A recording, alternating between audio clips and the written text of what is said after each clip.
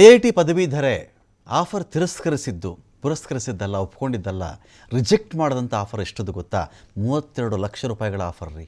IIT ಪದವೀಧರೆ, ನನಗಿದು ಬೇಡಪ್ಪ, 32 ಲಕ್ಷ ಸಂಬಳ ಕೊಡ್ತೀವಮ್ಮ ನಿನಗೆ ಅಂತ ಹೇಳಿದ್ರೆ, ಸ್ನೇಹಪ್ರಿಯ ಎನ್ನುವ IIT ಪದವೀಧರೆ, ಗ್ರ್ಯಾಜುಯೇಟ್ ಫ್ರಮ್ IIT, ನನಗದು ಬೇಡ ಅಂದರು. ಏನಕ್ಕೆ ಅಂತ ನೋಡಿದ್ರೆ, ನನಗೆ ಸಂಬಳಕ್ಕಿಂತ ನೆಮ್ಮದಿ ಮುಖ್ಯ ಜೀವನದಲ್ಲಿ. ಸಂಬಳ ಸಿಗುತ್ತೆ ಅಂಥೇಳಿ ಹಗಲು ರಾತ್ರಿ ಅದೇ ಕೆಲಸ ಮಾಡಿಕೊಂಡು ಆ ಕಾಲ್ಸ್ ಈ ಕಾಲ್ಸು, ಇಮೇಲ್ಗಳು, ಫೋನು, ಇನ್ನೊಂದು ಅಟೆಂಡ್ ಮಾಡಬೇಕು, ಇನ್ನೇನೋ ಬಿಲ್ಡ್ ಮಾಡಬೇಕು ಅಂಥೇಳಿ ಇರೋ ಬರೋ ನೆಮ್ಮದಿ ಕಳ್ಕೊಳ್ಳೋಕೆ ನನ್ನ ಕೈನಲ್ಲಿ ಆಗಲ್ಲ ಅಂಥೇಳಿ ನೇರ ರಿಜೆಕ್ಟ್ ಮಾಡಿರೋದು ಈ ಸ್ನೇಹಪ್ರಿಯ ಎನ್ನುವ IIT ಪದವೀಧರೆ. ಒಂದು ಪೋಸ್ಟ್ ಮಾಡ್ಕೊಂಡಿದ್ದಾರೆ ಅವರು ಸಾಮಾಜಿಕ ಜಾಲತಾಣದಲ್ಲಿ. ಸ್ನೇಹ ಅವರ ಪೋಸ್ಟ್ ಇದೀಗ ಸಂಚಲನ ಕ್ರಿಯೇಟ್ ಮಾಡ್ತಾ ಇದೆ. ಹೌದಾ, 32 ಲಕ್ಷ ಬಂದರೆ ಬೇಡ ಅಂದ್ಬಿಟ್ರ?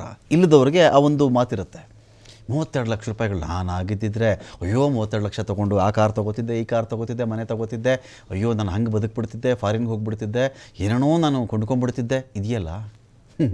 ಆದರೆ ಸ್ನೇಹಪ್ರಿಯ ಒಂದು ಪೋಸ್ಟ್ ಮಾಡ್ತಾರೆ ಅವರು, ನಾನು ಬೆಂಗಳೂರು ಬಿಟ್ಟು ಗುರುಗ್ರಾಮದಲ್ಲಿ ಹೊಸ ಅಧ್ಯಾಯವನ್ನು ಆರಂಭಿಸಬೇಕಾಗಿತ್ತು. ಈ 32 ಲಕ್ಷದ ಆಫರ್ ಒಪ್ಕೊಂಡಿದ್ದಿದ್ರೆ ಬೆಂಗಳೂರನ್ನ ಬಿಟ್ಬಿಡ್ಬೇಕಾಗಿತ್ತು, ಗುರುಗ್ರಾಮ್ಗೆ ನಾನು ಹೋಗಬೇಕಾಗಿತ್ತು. ಆದರೆ ನಾನು ಇಲ್ಲೇ ಉಳಿಯೋದಕ್ಕೆ ತೀರ್ಮಾನ ಮಾಡಿಕೊಂಡಿದ್ದೀನಿ. ಕೆಲವೊಮ್ಮೆ ಅತ್ಯುತ್ತಮ ವೃತ್ತಿಪರ ನಿರ್ಧಾರ ಎಂದರೆ ಅತಿ ಹೆಚ್ಚು ಸಂಬಳ ಕೊಡುವ ಕೆಲಸವನ್ನು ಒಪ್ಪಿಕೊಳ್ಳುವುದಲ್ಲ, ಬದಲಿಗೆ ನೆಮ್ಮದಿಯನ್ನು ಆರಿಸಿಕೊಳ್ಳುವುದು ಅಂಥೇಳಿ ಈ ಹುಡುಗಿ ಪೋಸ್ಟ್ ಮಾಡಿದ್ದಾರೆ. ಎಂಥ ಸ್ವಾರಸ್ಯಕರ ಸಾಲಲ್ವಾ ಇದು?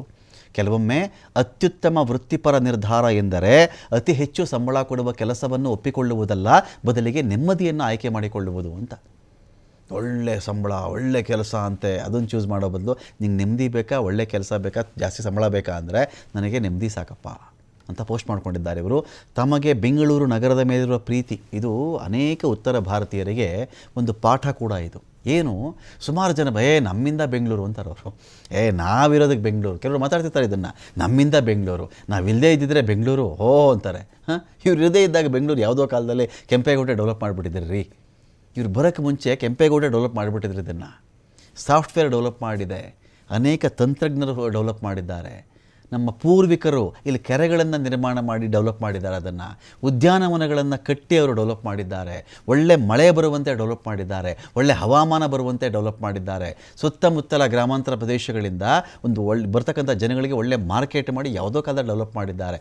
ಯಾರೋ ಬಂದು ನನ್ನಿಂದ ಬೆಂಗಳೂರು ಡೆವಲಪ್ ಆಯಿತು ಅಂದರೆ ಅದಕ್ಕಿಂತ ಅತಿ ದೊಡ್ಡ ಹಾಸ್ಯ ಇನ್ನೊಂದು ಇರಲಾರ್ದು.